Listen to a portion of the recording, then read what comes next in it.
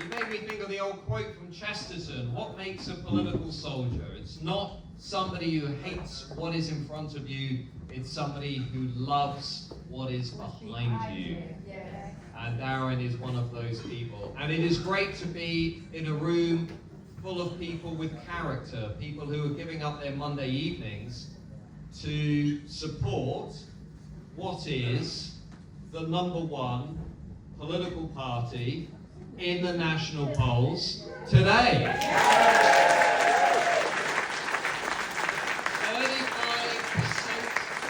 of the national vote, meaning out there more than 1 in 3 people are supporting this political party. I'm old enough to remember when they said Nigel Farage will not go anywhere.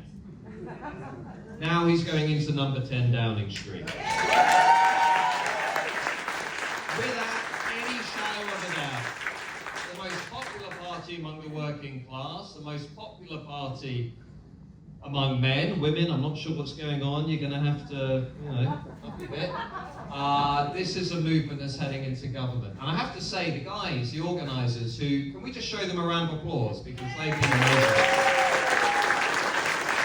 And that is the definition of putting their head up on the parapet, organising wonderful events like this, bringing communities together. They picked me up from the train station, they drove me through, and I said to them this afternoon, I said, hold on, I have never seen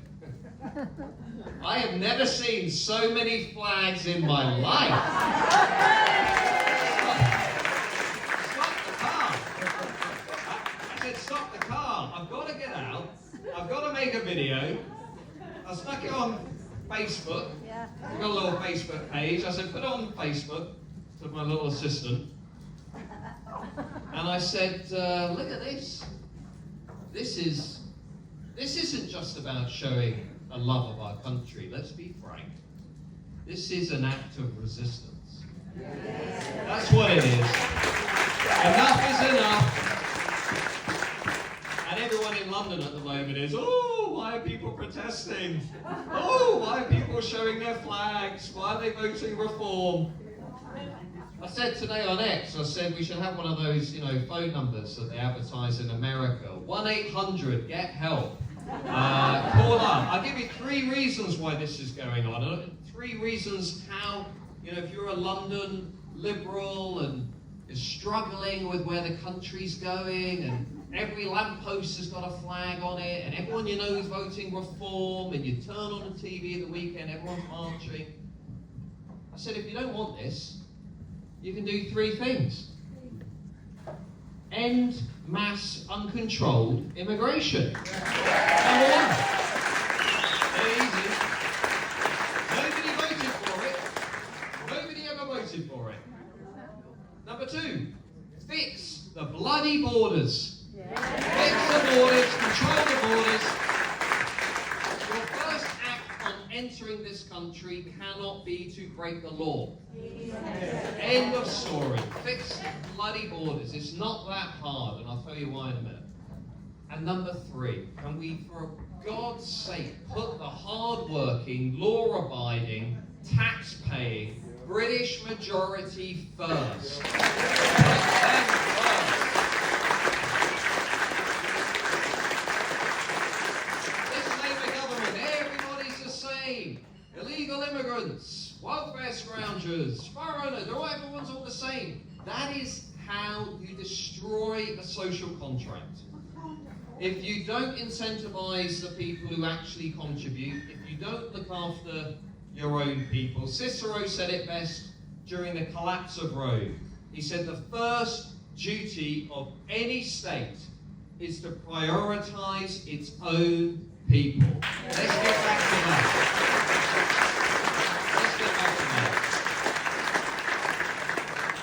Well, we're on 35%. Bad news for Mr. Starmer. He's on 19% today. Labour Party marked 19% in the national polls. That's their lowest ever since the election last year. It gets worse.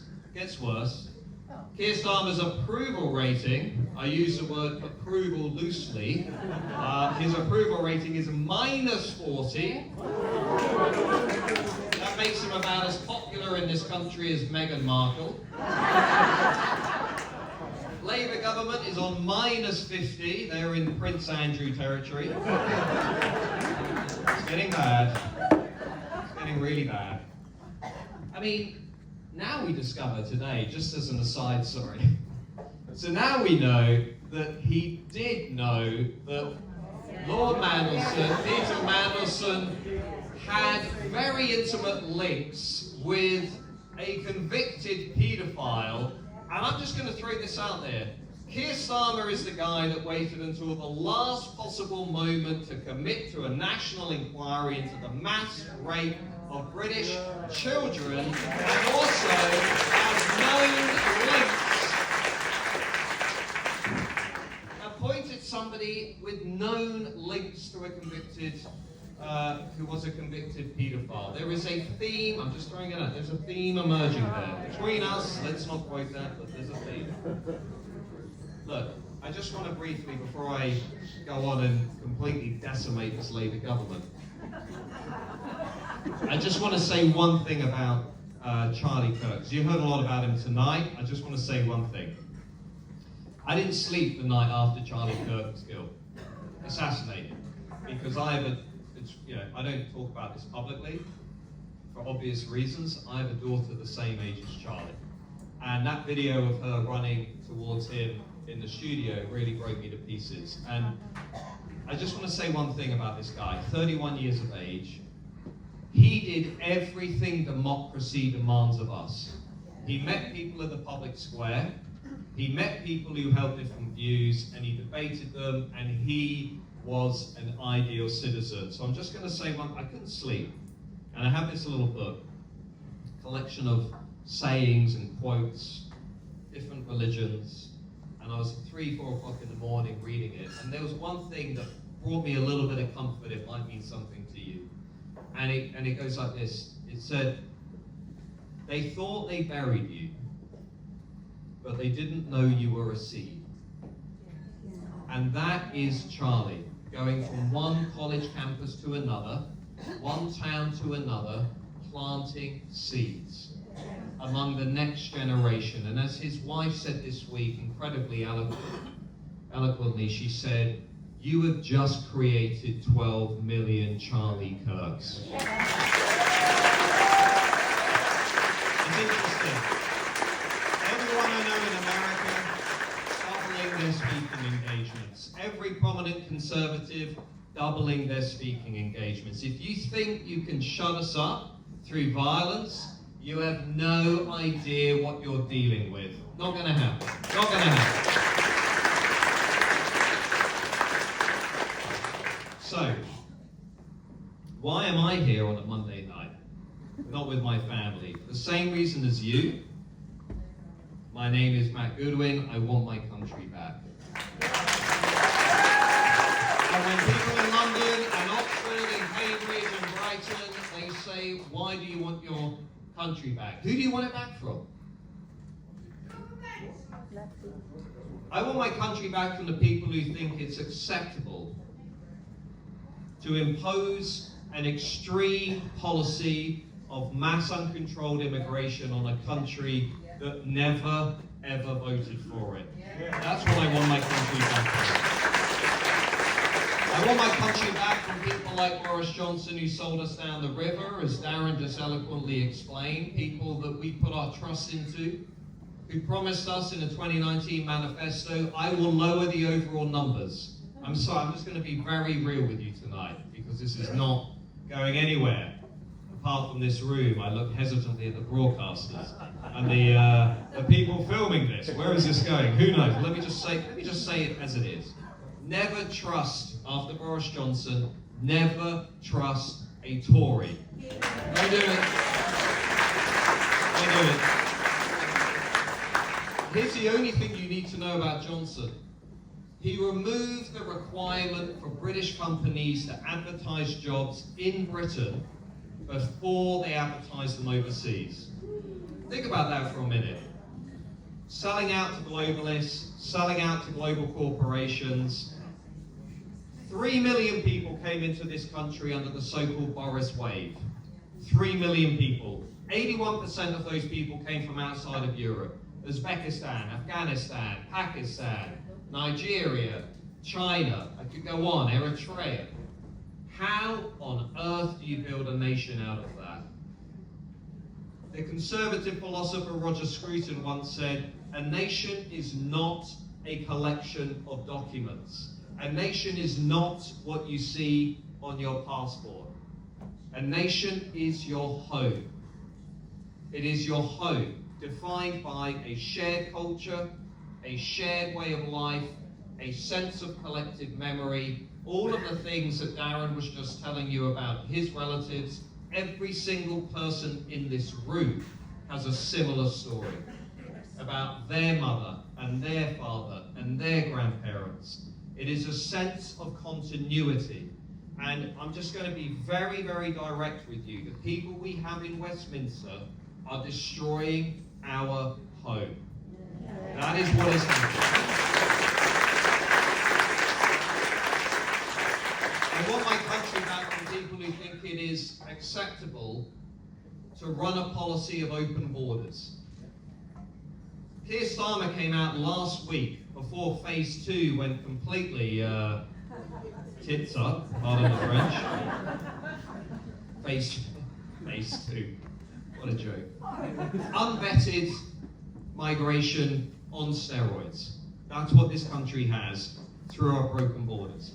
This guy comes out last week and he says, I am going to protect British children. I am going to protect our children by stopping them from drinking fizzy energy drinks. Now, this is a guy, in fact, it's not even funny, because this is a guy that is importing unvetted migrants and putting them in the heart of our communities next to families and playgrounds. I was campaigning with Sarah Pochin in Runcorn, and I went to this street, I'll never forget it. A 3-bedroom terrace house had been turned into a HMO, housing for multiple occupants.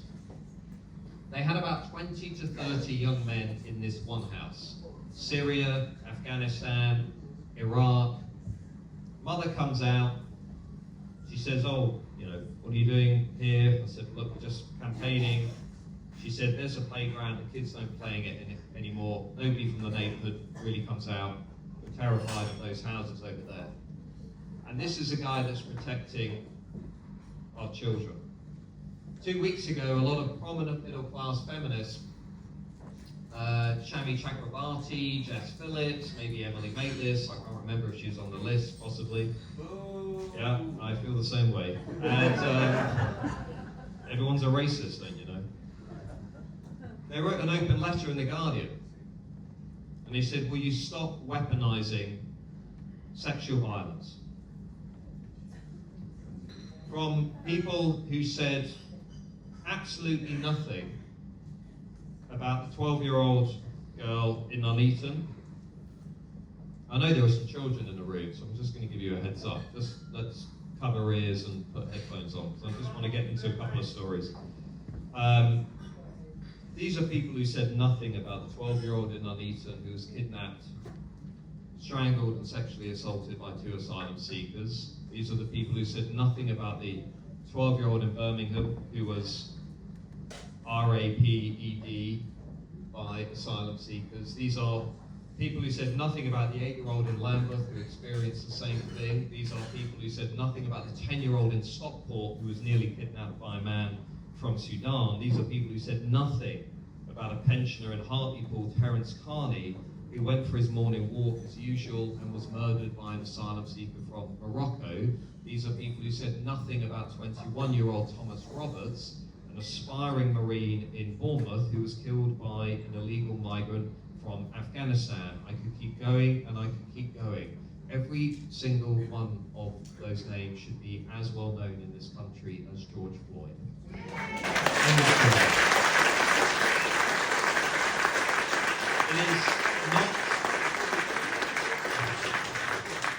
It's not weaponizing when you're telling people the truth. Because the state is not telling you the truth. What we have seen under this Labour government is a state that tells you, you are suffering from misinformation. It's a new word that they're using to explain people that are realizing what's really going on. You are suffering from misinformation or disinformation. Okay. Think about this. Why is it that my friend at the Centre for Migration Control, called Rob Bates, we have him on GB News regularly, he's a great guy, courageous fighter, he has been submitting freedom of information requests to this state to get information from the state about what is going on. And what Rob discovered is that Afghans and Eritreans, the two top groups on these small boats, are 20 times more likely than British people to commit sexual offences. 20 times. Okay, we put that in the mainstream press, it gets a debate going. But here's a deeper question. Why is it taking people like Rob Bates on their evenings and weekends to submit freedom of information requests to get information from the state, which you are paying for through your tax money? You are paying for the state. Why are they not telling you this anyway? Why are they hiding this from you? And then they accuse you of misinformation. Let me give you another example, just because I'm really quite angry about what's happening in this country. Keir Starmer comes out last week and he says, the new word of my premiership in phase 2 is going to be fairness. It does begin with that. It begins with that. So this is a guy whose government is using your money to bankroll private companies like Serco and Clear Springs to provide more favourable contracts in the housing market for illegal migrants over the British people. In other words, they're using your money to outbid you in your own housing market. Because what Serco and Clear Springs are doing is they're saying, you know what? We'll cover your 5-year rental contract, no problem. Council tax, we'll take care of it. Are there damages to your property? We'll fix them. They are using your money to outbid you in your own housing market. How is that fair? How is that just? How is that right? And now they're just openly lying to you. I see this all the time on my show. We have Labour ministers come in, we say, what's happening with the housing? They say, oh, we're getting everybody out of the asylum hotels, which are costing you £5.7 million every day. No. Just, you need to be real. Here's what's going on. They're moving people out of the hotels and they're putting them in HMOs and private housing. And they are approving upwards of 2/3 of all asylum claims that are being made in this country, which is why the small boats are still coming. The small boat claims, the numbers, by the way, they're up nearly 50% on the same point last year, and the use of hotels are up nearly 8%. In other words, they're gaslighting you. They're letting everybody who comes here illegally stay in the country. They're thinking you're idiots by saying, well, the number of hotels are coming down, but actually what they're doing is they're moving them into private housing. And you are paying for the privilege of doing this, which is millions and billions of pounds every year. It is absolutely insane. And it's how you blow apart the social contract in a country. I'm going to give you one example. I put it on social media the other day because nobody knew about it. I mean, you know, this stuff blows my brains. So we had a guy that came over called Shahidul Haque. I mean, if you watch my show, you'll know about this case. So he's in his 50s, right? Comes over. The British state put him in a retirement home. Okay? They put him in a retirement home. If you're connected with me on social media, you'll know about this case. They put him in a retirement home. A few months later, he brings his 28-year-old wife and his kids over, and they move into the retirement home with him. Now, the elderly residents, they say, look, these kids, you know, we love kids, but, you know, they're pulling the emergency cords every 2 minutes. It's not a great environment. So they say, look, can you just find something a bit more appropriate for this guy? He hires lawyers who use the European Convention on Human Rights to prevent this guy from being evicted from a retirement home. A place where, let's just be honest, our parents, our grandparents have saved up their whole lives. They just want a bit of peace in the final years. Okay, right, enough of this shit. We need to leave the European Convention on Human Rights.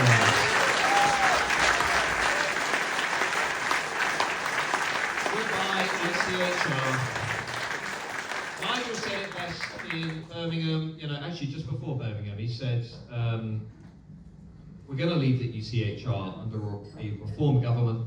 We're going to repeal Tony Blair's Human Rights Act. We're going to detain, we're going to deport, we're going to do offshore processing, and we're going to take back control of this country. That's what we're going to do. Now, I'm just going to say something else on this because I think it is really important. There's one more thing we're going to do, and I've been talking with Zia Yusuf about this, and he gets it. Because of the Boris wave, Boris, just so you know, brought in 3 million people from outside of Europe. And from next year, they become eligible under something called indefinite leave to remain to stay in the country forever. They get full access to the NHS, welfare benefits, they can bring relatives in. Not many people know about this, it's a scam, it's a Ponzi scheme. Okay, the state set this up years ago. If you read, I've got a newsletter, if you read it, you'll know about it. Here's the thing. What we should do, because this is going to cost taxpayers billions of pounds, because most of the people who came in under the Boris wave, all these clowns on Question Time, right? I debate them quite regularly. They say, oh, these are NHS doctors. Oh, these are people who help the economy. Not true, actually. 15% of all Boris wave migrants came in as high-skilled workers. About 2% came in as doctors. The rest were relatives, students, refugees, Deliveroo drivers, all right? That's what happened. So what happens now is we have a choice as a country. From next year, we can let nearly 3 million people stay forever, and then their children can stay, and their children can stay. Or we can do something, which I think we should do, which is scrap indefinite leave to remain. Because there is no democratic mandate for this.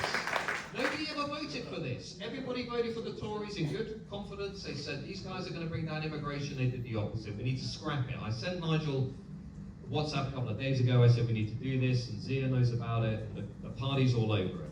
And just briefly, while I'm there, one thing I will say, Danny Kruger gets this. I'm just going to say something very candidly, right? I've known Danny Kruger for a number of years.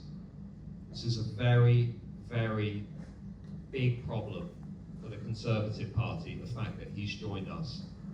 He's serious, he cares about the country. Do one thing tonight or tomorrow, go online, go on YouTube, look at Danny Kruger's speech in the House of Commons when he set out why this country, I'm sorry for the London Liberals, but this country, as he explained so eloquently, standing alone in the House of Commons because no other MP could be bothered to be there to discuss the foundations of our country. Danny, and I put the whole video on my Facebook page with some imagery that kind of brings it home, and I said, Danny Kruger's the only guy in Westminster, with the exception of those Reform MPs, who understands that this country is based on Christian foundations.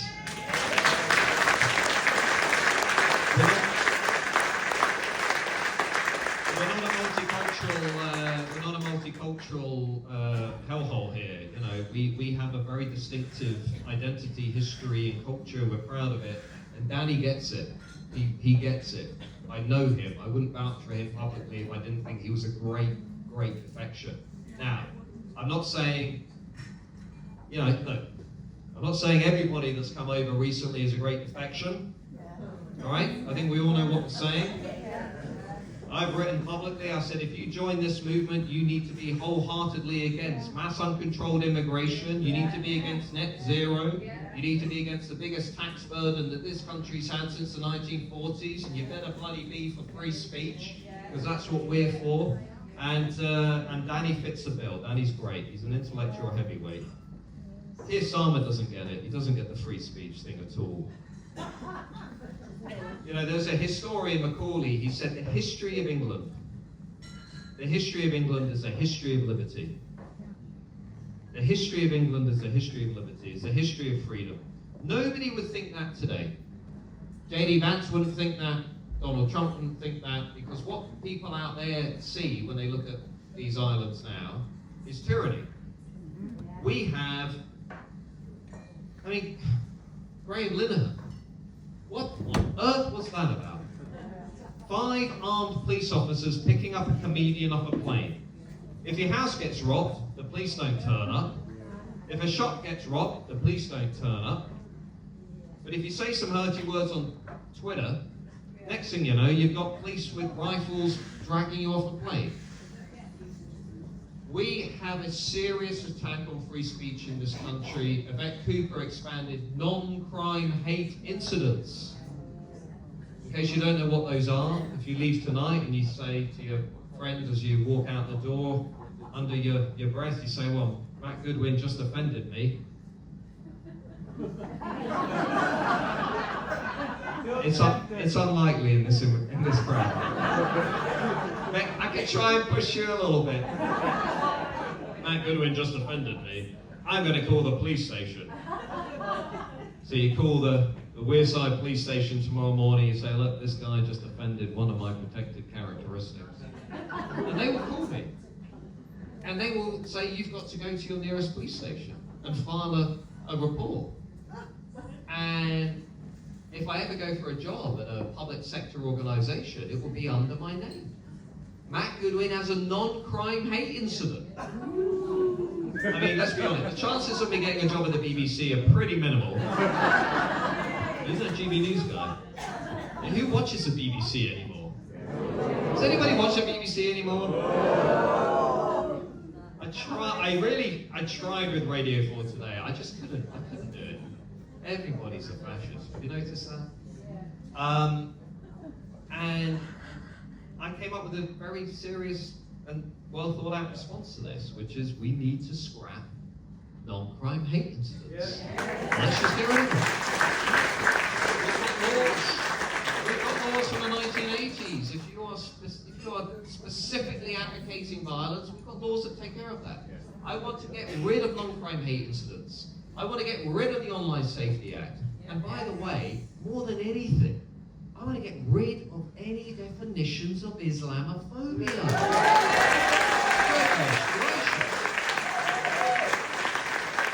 There's something Nigel said in Birmingham that very few journalists, because I've met them, they're not, they don't really get interested, unless it's something that you kind of shove in their face. What Nigel said, very few people picked up on it. He said, we should ban the Muslim Brotherhood. Very few people picked up on it. Now, what's a Muslim Brotherhood, you might ask? Well, a century ago, these nice chappies started an organisation which was very explicit in its founding goal of saying they wanted to establish a caliphate under Sharia law through non-violent political means. They want to infiltrate the institutions. 3 months ago, France, under Emmanuel Macron, authored a report. They said there is a concerted effort to infiltrate Western democracies through the institutions. 150 mosques in France are affiliated with the Muslim Brotherhood. I'm sorry, if you don't want to play by our rules, get the hell out of our country. Not hard. Nigel said it. And just to tell you, David Cameron looked at doing it, but backed off because he was too much of a coward. And Nigel came out and said, I'm going to do it. I go online, I see people saying, well, Nigel Farage is a bit soft. So, what are you talking about? It's just the only major party leader saying, let's leave the ECHR, repeal Tony Blair's Human Rights Act, and prescribe the Muslim Brotherhood. Like, if you think if you've got problems with that and you're on the conservative end of the spectrum, like, I don't know where you are on the landscape. Zia Yusuf came out 3 days ago and said, you know what, let's ban the burqa too. So, hey, that's great. That's a great move. And let's second cousin marriage, and let's get these Islamophobia definitions the hell out of this country. That's what I say. Because you know who backs it? Shabana Mahmood. Shabana Mahmood, our new Home Secretary, she supports the 2018 definition of Islamophobia. Just so you know, in case you don't, and I know that you are a political crowd, so I'm sure you do. Just so you know, that 2018 definition says, if you talk about the rape gangs, you're an Islamophobe. If you talk about the demographic spread of Islam in Western societies, you're an Islamophobe. And if you talk about Muslim entryism into political institutions, like what the Muslim Brotherhood is planning, you're an Islamophobe. I'm sorry, this is Britain, this is England, this is not Afghanistan. So, we're drawing some very clear lines in the sand, because they need to be drawn. What we have in this country is what I would call two-tier multiculturalism, which we saw when that 12-year-old girl went to her school in a Union Jack dress. You see that story? That was, you don't think these things happen, and then you read the stories, you think, wow, actually we are in this crazy society. She turned up to her school in a Union Jack dress, sparkly dress, like the Spice Girls, some of you will remember. And the schools say, you know what, sorry, this is culture day, we need to put you in a side room. And call your dad or your mum and get them to come and pick you up. So, you know, she gets picked up by the parents, she has to go home. It's all very, you know, embarrassing for her. She's singled out. I think if my daughter did that, you know, I'd really worry about it. It's a symbol, though. It's a symbol of how they see our country. They want you to celebrate every identity, every history, every way of life, every culture except your own. You have to be clear about what's going on here. And if you do talk about Britishness, or you do talk about Englishness, or you do talk about actually what defines people from these islands, then you have to reshape that around the celebration of diversity. You have to say, what makes us British and what makes us English is that we welcome other people. But if the only thing that defines us is that we welcome other people, it is the same thing as saying you have no identity of your own. You have to be aware of what's going on here. Now, everyone in this room knows we do have an identity of our own. We have a distinctive, unique identity, culture, and history. And for goodness sake, these islands have delivered more to the world than arguably any other country in the history of the world. So let's be proud of that. Let's be proud of that. Because now, apparently, the countryside is racist. In the Times today, following on from the Telegraph 2 weeks ago, get this. Apparently, the countryside is suffering from rural whiteness. And according to a new research report at the University of Leicester, get ready for it, bartenders, you might want to turn away, the pub. The pub is a monoculture, which is exclusionary. So, the answer to the riddle, apparently, is to have more halal food in the countryside. You can read the report for yourself. You can go home tonight, you can look at rural racism, University of Leicester report, and to have space for prayer in the countryside. Now, you have to be clear as to what's going on. Again, Roger Scruton, an English conservative philosopher, said it best. He said, you know, firstly, the countryside is a symbol of who we are. The great British countryside, the great English countryside. But he said, what we have, and I wish he could see what's happening today. He died a few years ago. He was a wonderful man. And he said, what unites the ruling class in the West today is a culture of repudiation. They want to repudiate who you are. They hate our history, they hate our culture, they hate our way of life, and it is not self-criticism, it is self-hatred. That is what is driving many of the people in our ruling class. Now, Roger said the opposite of that, which is what everyone in this room supports, I would take a guess, is what the Reform Party support, is the culture of affirmation. We affirm who we are. We affirm our culture. We affirm our identity. We affirm our way of life. That's what the flags are about. That's what the flags are about. I see people flying flags who aren't just saying, I love my country. Their saying is, I resist all of these attempts that you are imposing on me to dilute who we are, to erode who we are. We belong here, in this place we call home. We're letting our neighbours know they belong here, in this place they call home, and we are finding a sense of togetherness through this important display. So we need to be real. This is what's going on. So there is a real revolution that is sweeping through this country, and it's powerful.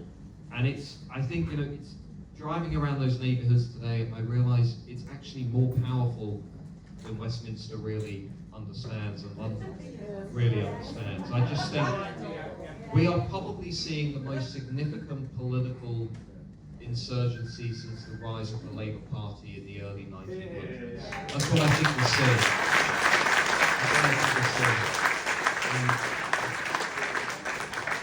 Just as an aside, watching everybody fall over what Elon Musk said at the weekend about, the civilizational moment that we're in.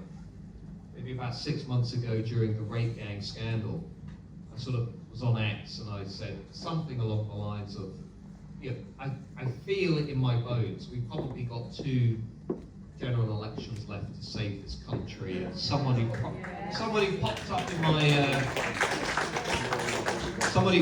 in my replies was Elon Musk, and he said, no, you've got one. One election to turn the tide, one election to send a message, one election to make them sit up and take notice, one election to get Nigel into number 10, to get the team into number 10, one election to actually send this people's revolt into the very heart of the institutions, because that, in my mind, is stage 1 of this political revolt. Make no mistake, they are going to go to war with everybody in this room. They're going to go. It's going to be the Brexit, Project Fear, the sequel. Remember that? The economy is going to collapse, the world's going to come apart. It's going to be that and then some. If civil servants went on strike during the Rwanda plan, imagine what it's going to be like with who knows who as Home Secretary, right? A reformer in charge of our borders. Goodness me, that would be a dream. So I did say to Nigel as a joke after a couple of pints, I said, stick me in charge of the university. I would have some fun. I would have some fun with it. But they're going to go to war with everything this movement represents. The civil service are going to unload. The state is going to unload. The legacy media, you could already see it. It's going to be Farage derangement syndrome. Right? Everybody's going to be a Russiaphobe. Everybody's going to be a kind of, extremist. Everybody's going to be far right. It's going to be the same crap we've heard for 10 years. I urge you to remember this. Look at the lesson of Donald Trump. Okay, they tried that in 2015. From the moment he came down the escalator, okay, right through to his re-election the second time, the strategy doesn't work. Don't take it personally. Water off a duck's back. Don't rise to it. Let them become hysterical. Let them lose their sense of perspective. Let them look like the crazy people in the room, because the moment you are talking to the British people about family, community, and country, it's not a 52-48 issue like Brexit. It's an 80%, 20% issue. It's a 90%, 20% I want to look after my family. I want to keep them safe and secure. I want my community to prosper. I want it to be productive. I want it to be affluent. I want it to be prosperous. And I want to preserve my country so I can pass it along to the people who are coming after me. I can respect the people who were here before me, and I can pass it along to the people who are coming after me. And just keep making those arguments, you'll win every time. Let me just finish with this, because you've heard a lot from a lot of different speakers. I'll just say one thing. There's an old saying about the British and the English, which is that they lose every battle except the last. And I think what these guys are doing through this event, these guys who are standing, putting their heads above the parapet, people like Darren, people like these wonderful organisers, people who have organised this event tonight, who've got the raffle at the back, all these people giving up their free time. This is not easy. This is taking a toll on families, on careers, and all of that. And as Charlie Kirk showed, sometimes it can bring about the ultimate sacrifice, and it's not nice to be in politics day in, day out. It's just not a great feeling, but it is necessary. It is necessary in order to turn this tide. If you're not standing as a candidate, please, please, please consider doing so. If you're not contributing to the branch, please consider doing so. Times are tough, I get it, it makes a difference. If you haven't got a raffle ticket, please get it. I'm going to throw, really at the back, I'm going to throw in a lifetime subscription to my newsletter at the back as an extra prize, okay? There you go. Forever and ever.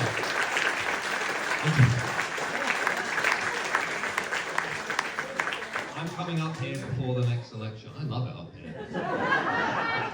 These are real people. But let's all come together. Let's help these guys get over the edge. Look, I used to be a poll star. I've seen the numbers up here. Okay, I've seen the seats. Northeast, this is going to be a stronghold of this revolt. Once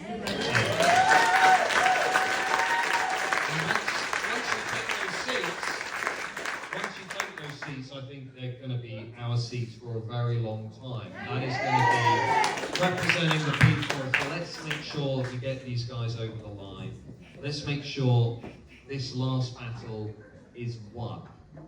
Let's get the people back into this national conversation. Let's get this bloody guy Keir Starmer out of number 10. Let's get this Labour government out of number 10. Get this Labour government out of number 10. And let's get Nigel in and make Nigel Farage the next Prime Minister of this country.